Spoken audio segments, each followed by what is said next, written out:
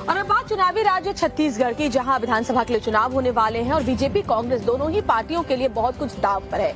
BJP जहां 15 साल बाद सत्ता में वापसी की कोशिश में है, तो वहीं कांग्रेस भूपेश बघेल के सहारे एक बार फिर सरकार हासिल करने की कोशिश में लगी हुई है। और आज प्रधानमंत्री नरेंद्र मोदी भी छत्तीसगढ़ के चुनावी संग्राम में कूद रहे हैं। प्रधानमंत्री की कांकेर में रैली होनी है।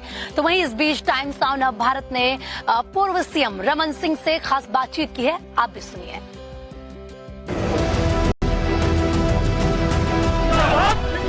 छत्तीसगढ़ में इस बार लड़ाई दिलचस्प है। 15 साल तक सत्ता में रहने के बाद पिछले चुनाव में बीजेपी को राज्य की सत्ता गंवानी पड़ी थी, लेकिन इस बार बीजेपी सरकार बनाने को लेकर पूरी तरह आश्वस्त है।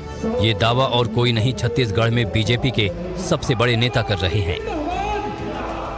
आज ये स्पष्ट हो चुका है कि भारतीय जनता पार्टी इस बार स्पष्ट बहुमत के साथ सरकार बनाने जा रही है। हर बार की तरह रमन सिंह इस बार भी राजनांदगांव से चुनाव लड़ रहे हैं, जहां वो जीत का चौका लगाने उतरे हैं।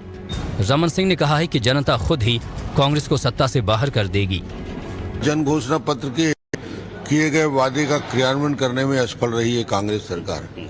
दूसरा, विकास को पूरी तरीके से 5 साल में ठप कर दिया है।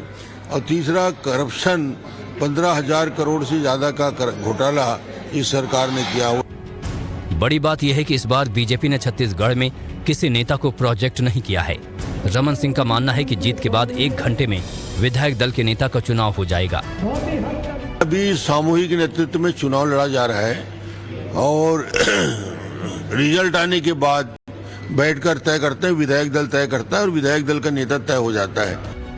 15 साल तक छत्तीसगढ़ की सत्ता पर काबिज रही बीजेपी इस बार कांग्रेस को पटखनी देने में कोई कसर नहीं छोड़ रही है।